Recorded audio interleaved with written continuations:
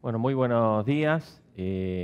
Ante todo, agradecimiento a Presid, en nombre de FADA, Fundación Agropecuaria para el Desarrollo de Argentina, por esta posibilidad de compartir con ustedes una presentación que es sobre empleo, sobre el empleo que generan las cadenas agroalimentarias en el país, y un tema que también tiene mucha relación con todo lo que venimos escuchando hasta ahora, sobre sistemas de producción integrada y sobre lo que le puede aportar y lo que realmente le aporta al país y a la sociedad y a nuestra población estas cadenas agroalimentarias y toda su producción, ¿no?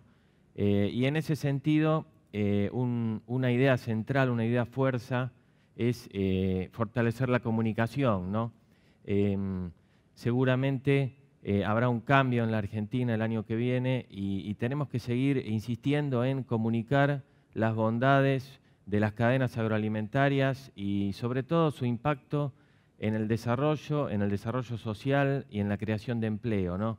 Que es el trabajo que hemos realizado con FADA y es lo que vamos a presentar brevemente ahora, porque es importante insistir, porque no todos lo saben, que las cadenas agroalimentarias generan 1 de cada 5 puestos de trabajo en el país. Y esto es decisivo tanto para la política pública futura como para el bienestar de los argentinos, en un momento muy especial para el país. Por eso desde FADA hicimos este trabajo, porque estamos convencidos que hay que insistir en comunicar realidades y oportunidades y potencialidades que las cadenas agroalimentarias tienen para ofrecer a nuestra sociedad. Por eso, bueno, primero vamos a comenzar con un breve video. Vamos a ver si sale. Desde el campo al hogar, las cadenas agroalimentarias son el motor del país. Un ciclo fundamental, generador de trabajo. Desde la materia prima, pasando por los proveedores, transportistas, industriales, distribuidores, comercializadores, hasta el consumidor. En Argentina, las cadenas agroalimentarias generan 2,7 millones de empleos al año. 1 de cada 6 argentinos que trabaja lo hace en algún punto de las cadenas agroalimentarias. Pero además, hoy se suman al agro, la tecnología, las innovaciones, el conocimiento y los nuevos servicios que mejoran la calidad del producto y generan más y más empleo, más y más oportunidades. Por eso nos preguntamos, ¿por qué de 100 argentinos solo 42 trabajan? ¿Por qué 1 de cada 4 personas vive bajo la línea de pobreza? ¿Por qué el Estado debe otorgar 19 millones en subsidios y planes sociales? Por eso proponemos mirar al campo y crecer con su potencial. Las cadenas agroalimentarias podrían generar 500.000 puestos más, 500.000 de familias que mejorarían su calidad de vida. ¿Cómo? Con políticas acertadas que permitan el desarrollo y empujen al agro, con planes que promuevan la inversión y la producción, con medidas que impulsen el crecimiento y nos abran al mundo, con decisiones que promuevan el empleo genuino, con la convicción de lograr el equilibrio y la igualdad. El trabajo genera la riqueza de un país. El trabajo brinda dignidad a las personas y las familias. La esperanza es desear que algo suceda. La fe es creer que va a suceder. La valentía es hacer que ocurra. Fundación FADA. Políticas públicas para mejorar la calidad de vida de los argentinos a partir de la generación de empleo genuino. Mejor.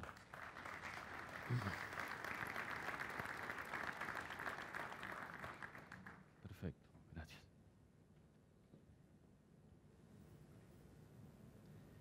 Sí, esto es lo que queremos transmitir y sobre todo insistir con esta idea de fortalecer la comunicación, transmitir estas cuestiones de los aportes del empleo, de las cadenas agroalimentarias y para eso mostrar algunos números, pero pensemos que detrás de esos números hay gente y pensemos que detrás de esas personas hay toda una posibilidad de desarrollo social y humano que otorga la dignidad de vivir a partir del esfuerzo y del trabajo, ¿no? Y bueno, creemos que todas las cadenas agroalimentarias tienen un potencial enorme. De eso se trata este trabajo, que trata de explicar cómo podemos generar 500.000 puestos de trabajo en 4 años con políticas adecuadas. Bueno, para comenzar con algunos números, el mercado de trabajo en Argentina, con datos por lo menos anuales cerrados disponibles a 2013, hay datos de 2014 parciales, sabemos que las estadísticas no son un fuerte en la Argentina, pero ¿cómo viene la creación de empleo en estos años? Bueno, sabemos todos que la actividad productiva hace ya 3, 4 años se encuentra con procesos oscilantes, con un estancamiento básicamente, y que el sector privado no viene creando puestos de trabajo de manera importante, ¿sí? Y sin embargo, ¿quién es que crea más puestos de trabajo? El sector público, ¿sí? Pensemos nosotros que el sector público en el año 2006, en lo que es nación, provincias, municipios y empresas públicas, ocupaba 2,5 millones de personas, y hoy día, 2015, no tenemos datos, pero claramente debería estar en el orden de 3.700.000 personas, un valor superior al de 2013. Entonces, eso no es ni bueno ni malo en la medida que todo el empleo crezca, pero si vemos que el empleo privado, tanto formal como informal, no ha crecido en los últimos años, algo está pasando. ¿Qué entendemos que está pasando? Que este modelo del mercado laboral presenta algunos inconvenientes, ¿sí? 1 de cada 4 asalariados está vinculado directa o indirectamente al sector público. Si sumamos los monotributistas y los autónomos, que también trabajan para el Estado, por lo menos una parte de su actividad, 1/3 del total de trabajadores es público o trabaja directamente con el sector público. Es un poco el tradicional modelo de empleo provincial que veíamos hace muchos años en algunas provincias, sobre todo las más pobres, de pocos recursos económicos, donde si uno quiere es comprensible que el Estado genere más puestos de trabajo para asegurar ingresos, para asegurar una dignidad a las familias, ¿sí? Pero claro, si ese modelo es trasladado a toda la nación, y bueno, el empleo genuino y el trabajo digno empiezan a ser reemplazados por los subsidios, por ejemplo, ¿no? Un punto importante es que no es que el empleo público sea malo en sí mismo, sino que produce otros bienes distintos que los que produce el empleo privado. El empleo privado produce básicamente, digamos, una producción de bienes transables y no transables, pero esencialmente mucho de transables, ¿sí? O sea, comercializables, exportables, etc. Este empleo, si empieza a desaparecer, como está ocurriendo desde hace 4 años, no es totalmente reemplazable por el sector público, que esencialmente produce bienes públicos, salvo las empresas públicas. Pero en general el sector público produce bienes que denominamos no transables, o sea, justicia, seguridad, administración pública, salud pública, educación pública. Bueno, esto no es, digamos, la misma producción que la producción que típicamente hacen los sectores privados. Con lo cual, debería quedar claro que el empleo público no es un sustituto del empleo privado porque ambos niveles producen distintos bienes y servicios y por ende distintos tipos de empleo. El empleo privado formal dejó de crecer fuerte ya hace 5 o 6 años, ¿sí? En 2008 se habían creado 350.000 puestos de trabajo. A veces escuchamos que en la década pasada se generaron 1 millón de puestos de trabajo. O en la década ganada, sí, bueno, habría que considerar los últimos 4 años, cuántos puestos de trabajo se destruyeron, por lo menos más de 300.000 hasta fines de 2014 en lo que es empleo privado. Evidentemente la política laboral prefiere el empleo público y los subsidios antes que el empleo privado productivo. Esto no se declama, pero la evidencia es que después del cepo cambiario no hubo medidas para revertir la alta inflación y la caída en la producción, no solo la producción de las cadenas agroalimentarias, sino también la producción, por ejemplo, de la industria manufacturera, que lleva 24 meses de caída, bueno, impulsada por la industria automotriz, como todos sabemos. ¿Qué pasa con el empleo directo agroalimentario? Si uno sale a la calle, pregunta, ¿cuánto empleo generan las cadenas agroalimentarias? Y bueno, algunos dirán 300.000 puestos el sector primario, otros 350.000 o algo por el estilo, la industria alimenticia, con lo cual estos sectores, como se dice por ahí, no llegan a 700.000 puestos. Bueno, esos son los puestos formales directos informados por el Sistema Integrado Previsional Argentino, ¿sí? A eso habría que sumar la informalidad que existe en muchísimas actividades de la economía, no solo en las cadenas agroalimentarias, y que aporta unos 300.000, 320.000 puestos de trabajo, según estimaciones del Ministerio de Trabajo de la Nación. Con lo cual, de los 16 millones de ocupados en el país, nuestras cadenas están generando 1 millón de puestos directos. Esto no incluye la medición de empleo indirecto, que es real y existe, ¿sí? Si nosotros pensamos, por ejemplo, que hay una gran cantidad de empleo indirecto que generan estas cadenas, bueno, esto no es considerado en las estadísticas, hay que explicarlo 2 veces, no es tan intuitivo, en fin.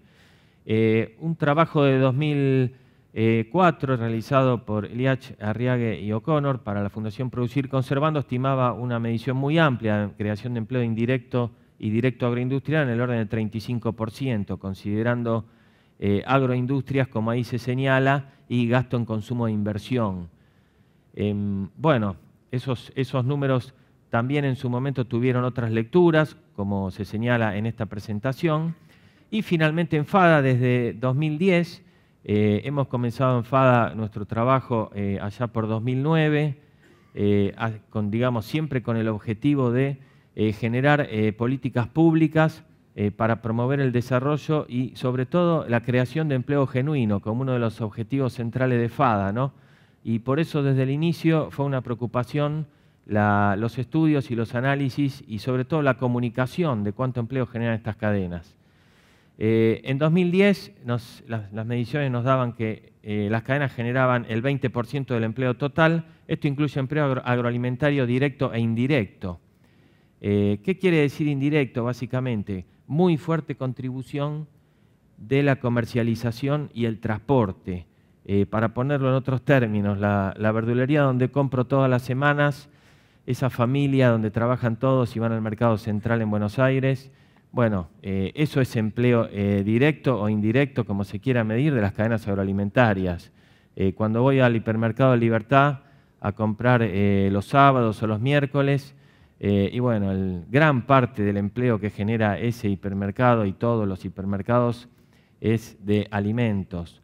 O sea, eso es empleo agroalimentario, ¿sí? También el transporte, que genera empleo permanentemente todo el año en todo el territorio del país, transporte orientado al comercio mayorista, minorista, o sea, tenemos que ampliar la mente para argumentar con certezas que existe el empleo indirecto y no es empleo urbano, no es empleo de servicios, es empleo de las cadenas agroalimentarias. Bueno, creemos que con un entorno macroeconómico adecuado y con políticas agroindustriales que favorezcan la producción, es posible crear 500.000 puestos de trabajo agroalimentarios en 4 años. No voy a detenerme en estos 8 puntos. Bueno, es un decálogo porque son 8, pero bueno, sería como un decálogo de, no sé si de sueños, de buenas intenciones, pero también de necesidades de la sociedad y del país y de la economía, ¿sí?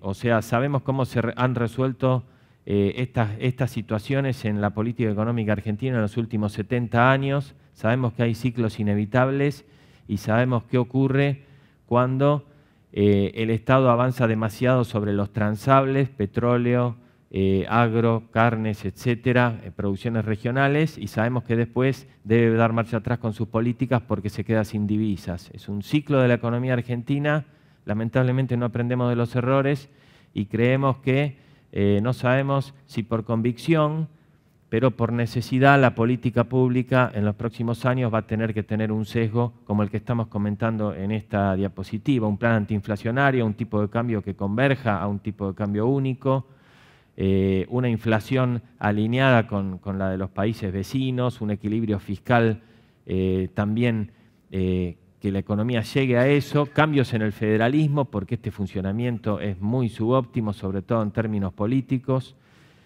Bueno, el tema de la inserción internacional, Argentina debe volver al mundo y tener un objetivo de creación de empleo, ¿no? Porque este esquema de empleo público, subsidios, se ha tornado insostenible en términos fiscales y en términos de proyecto social. O sea, es evidente que la producción no responde y las propias problemas de la micro y la macroeconomía sostienen que estos cambios deberían venir. Las políticas agroindustriales de desarrollo que permitirían crear 500.000 puestos de trabajo, las conocemos, son también decálogos, bueno, acá son 9 también, estamos fallando en alguna, pero bueno, sabemos que las retenciones, en principio en estos niveles cumplieron un ciclo, estamos convencidos que van a bajar, deberían bajar mucho más todavía.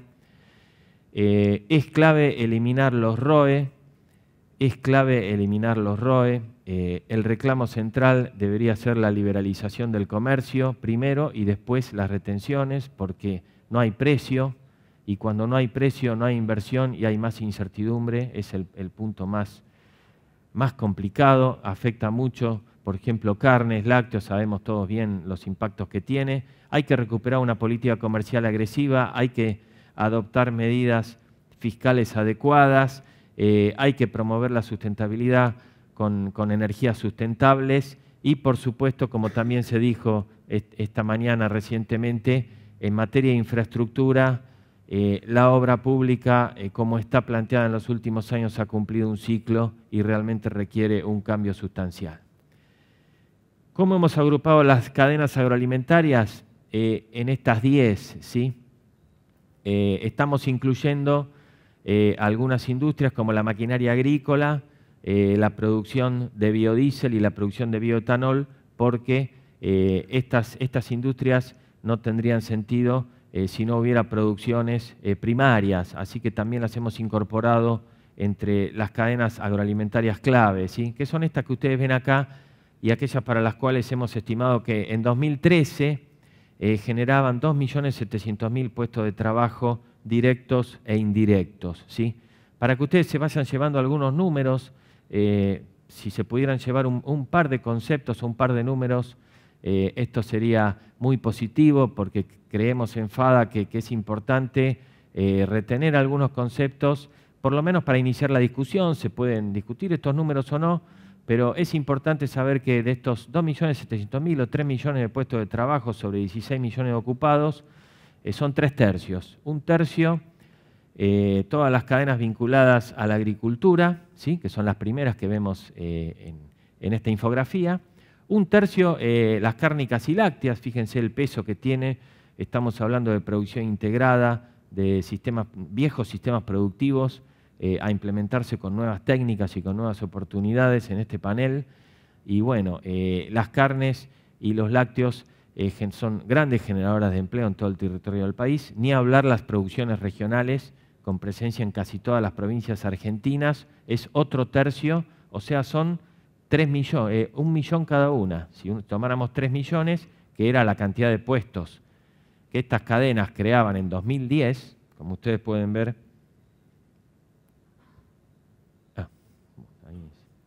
Bueno, como ustedes pueden ver, en 2010, 2.900.000 puestos de trabajo directos e indirectos. A 2013 nos daba una destrucción que llevaba ese número a 2.700.000, ¿sí? Con políticas adecuadas creemos que ese número puede crecer en 500.000 puestos de trabajo al 2019,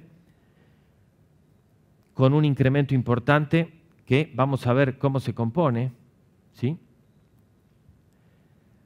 Estos 500.000 puestos de trabajo claramente creemos que serían la mitad del millón de puestos de trabajo que la economía estaría en condiciones de generar en los próximos 4 años, considerando que el primer año, el año que viene, puede ser un año bastante duro en términos macroeconómicos, dadas las distorsiones serias en términos fiscales y cambiarios e inflacionarios que en la nueva gestión deberá resolver, porque si no las resuelve el horizonte va a ser más complejo. Con lo cual creemos que el grueso de la economía en estos 4 años, el resto de la economía no está en condiciones de generar mucho más de 500.000 puestos. En cambio las cadenas, con normalización de precios, con una estructura de costos adecuada, derivada de una estructura impositiva racional y dejándola producir con la única política que necesita, que es la comercial, que es que la Argentina haga los acuerdos bilaterales y multilaterales que correspondan y garantice el acceso a mercados. creemos que estos 500.000 puestos de trabajo se pueden generar tranquilamente. Otra vez en 3/3, ¿sí? 33% el complejo Granos Ampliado, con sus industrias regionales de alto impacto, 33% las cadenas cárnicas y lácteas y 33% las producciones regionales. Esto es muy importante porque, vale decirlo, estas políticas tienen un impacto regional, tienen un impacto a lo largo de todo el país y llegan a todas las provincias. Todas las provincias tienen una u otra producción regional, con lo cual es un típico esquema win-win donde todos ganan, ¿sí? Todos ganan porque la propia población beneficiaria va a acceder a un mayor bienestar.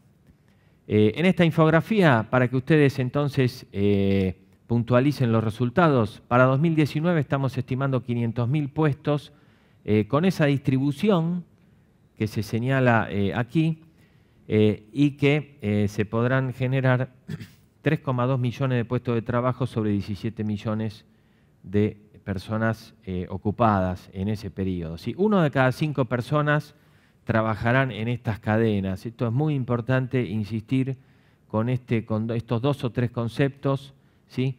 Porque es lo que tenemos que transmitir al resto de la sociedad. Mensajes positivos, que sean razonables, que pueden ser discutibles, pero que esta discusión genere proposiciones que demuestren por qué estas cadenas en términos de empleo directo e indirecto generan o no generan estos números. Evidentemente, como sociedad deberíamos ir hacia una mejor política de desarrollo social con más empleo, ¿sí? La política social ha tenido muchos aciertos en los últimos años, así como ha tenido, como suele ser tradicional en la Argentina, una alta dosis de clientelismo y alta dosis de ineficiencia, ¿no? Pero si bien hay muchas cuestiones por rescatar, porque un dato estructural de nuestra economía es que vamos a tener un 28,7% de pobres, que es la última medición de la UCA. Eso es un número muy, muy alto, ¿sí? ¿Sí? Casi uno de cada 4 argentinos es pobre. Esa es una pobreza estructural que se revierte en el mediano plazo, ¿sí? En el corto plazo la política social va a tener que seguir teniendo un rol muy activo, asistiendo a mucha población careciente, pero a la par empezando a brindar oportunidades de empleo privado, formal, genuino, empleo digno, que les permita ir iniciando una transición hacia una vida más digna, más dependiente del propio esfuerzo y menos del subsidio. Después de estos 4 años de estanflación y déficit gemelos, con un déficit fiscal que va a ser de 8 puntos del PIB si uno no considera las transferencias del ANSES y del Banco Central, con esos números países de Europa entraron en crisis muy serias, nosotros también en el pasado. Es evidente que del discurso actual a los hechos en diciembre y enero debería haber un cambio esencial, ¿sí? El país debería pasar de un modelo centrado en el subsidio y el empleo público y los planes a un modelo donde el eje sea la producción, o sea, volver a poner a la producción en el centro de la organización de la vida social. Y ahí, bueno, ahí juegan un rol central las cadenas agroalimentarias. Juegan un rol central porque crean puestos de trabajo, están esparcidas en todo el territorio del país y junto a su desarrollo seguramente vendrá un plan de desarrollo de infraestructura que potenciará el empleo a nivel local, con lo cual buena parte de los planes sociales deberían ser reemplazados seguramente en forma gradual por nuevo empleo privado genuino, y estamos convencidos que las cadenas agroalimentarias son actores centrales para que esta propuesta se concrete. Por eso desde FADA insistimos, proponemos políticas públicas para mejorar la calidad de vida de los argentinos y les queremos transmitir a ustedes este mensaje, recordando que lo importante es la comunicación también. Tenemos que transmitir al resto de la sociedad estas proposiciones y estas cuestiones, o sea, siempre de una manera positiva, mostrando los aportes que las cadenas agroalimentarias están en condiciones reales de hacer al país y a la sociedad. Muchas gracias. Muchas gracias, Ernesto. Estamos bastante apretados con el tiempo, vamos a hacer unas preguntas.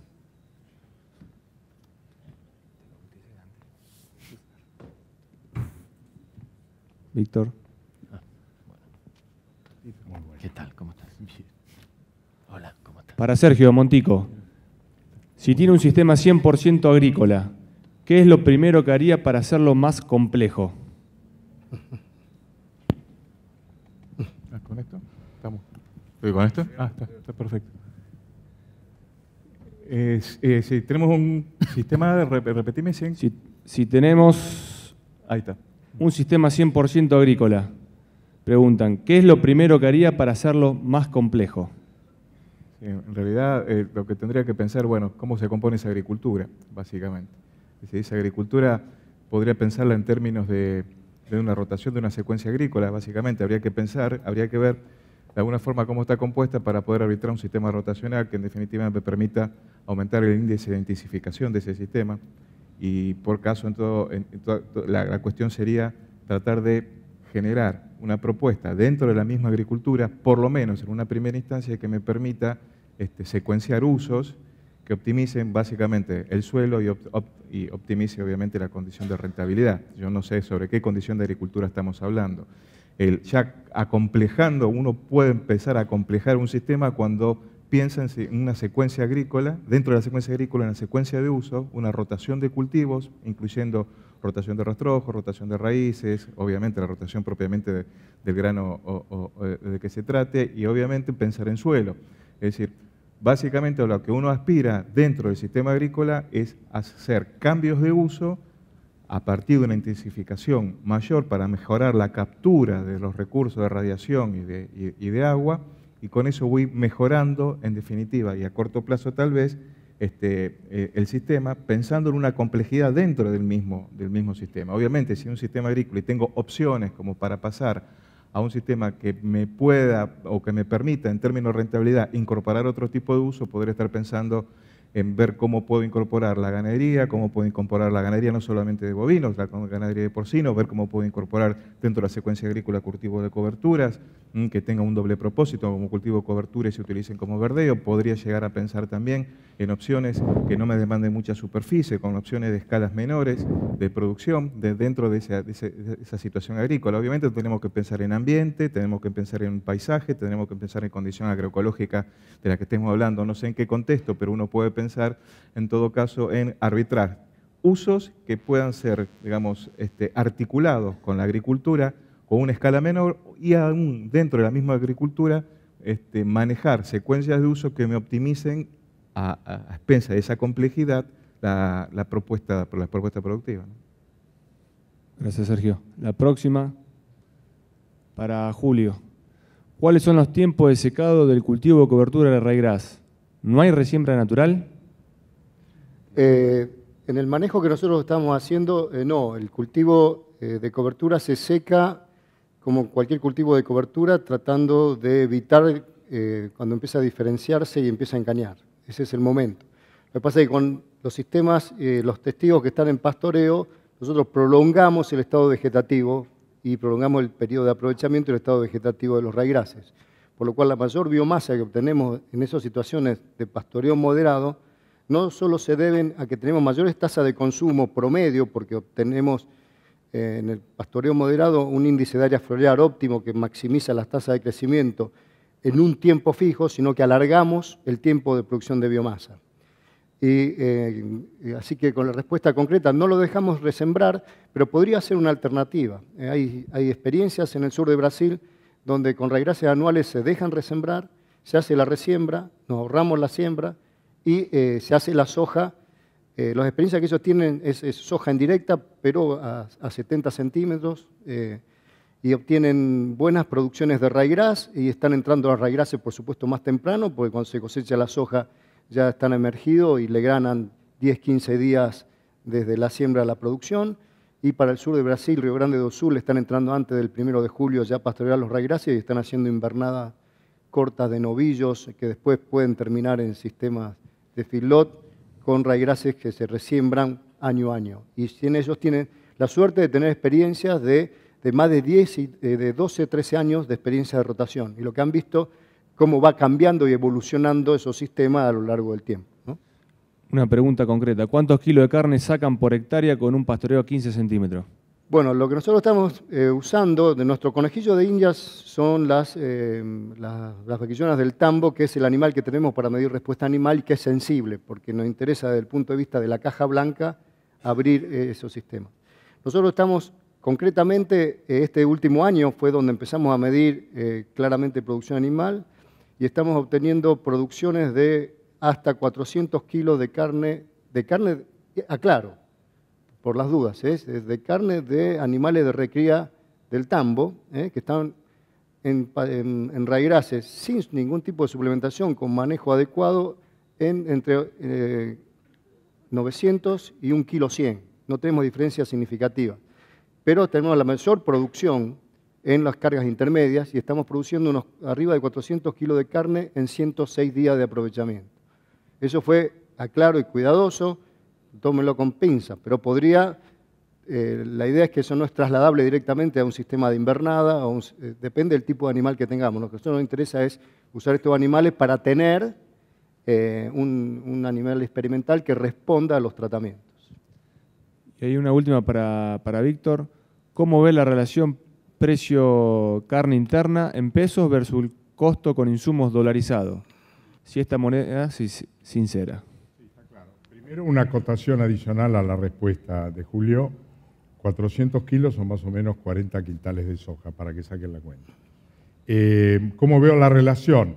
Bueno, depende de la actividad. Claramente, si pasamos de un dólar neto que recibe el exportador hoy de 7 pesos con 60 a un dólar, no lo sé, 11, 12, o bolsa, como se dice, digamos, claramente el factor ingreso ajustado a valor dólar va a superar francamente el vinculado a los costos, teniendo en cuenta que no todos los costos de la ganadería, y mucho menos en la etapa de cría y recría, están dolarizados. Es decir, yo diría, la más dolarizada es la intensiva, vinculada a feedlot, en donde claramente el insumo principal es el grano y dentro del grano el maíz, y la verdad es que cuando uno ajusta la ecuación a maíz sin retenciones, a igualdad de valor de dólar, la ecuación ganadera sigue siendo francamente rentable. Bien, muchas gracias. Le agradecemos a los 4 disertantes y a la gente que pudo asistir. Muchas gracias. Muchas gracias.